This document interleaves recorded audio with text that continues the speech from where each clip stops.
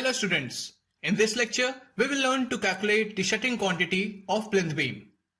As you already know what shuttering is, let us move on to calculating the shuttering quantity of plinth beam. Here we have the layout plan of plinth beam. We have the dimensions of plinth beam PB1 with breadth given as 230 and depth 380. Also we have plinth beam PB2 with breadth 300 and depth 380. So in this plan, we have two types of plinth beam.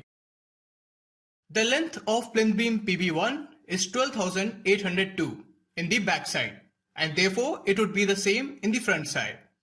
Let us enter the value of PB1 whole front and back. Its number is 2 and its length is 12,802. Its depth is 380 and its quantity would be the multiplication of its number, length and depth. The present value is in millimeter square, and so we divide it by 1000 square to convert it into meter square. Now let us check the length of left hand side. It is 24,765 mm. This length includes the length of left part of all the columns. The right hand side will also be of the same length as left hand side. We will enter its values here. Its number is 2 and length is 24,675. Its depth is 380. We calculate its quantity in the same way we calculated the above quantity. Now let us calculate the edge part of the columns which was left out while calculating the length. Its value is 381. We have total of 14 columns which makes it 28 faces of LHS and RHS combined. We enter its values here.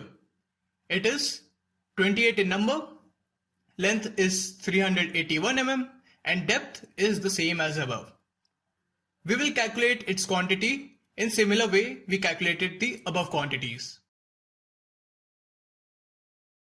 The length of PB2 is 11,582 and we have 3 PB2s in the layout.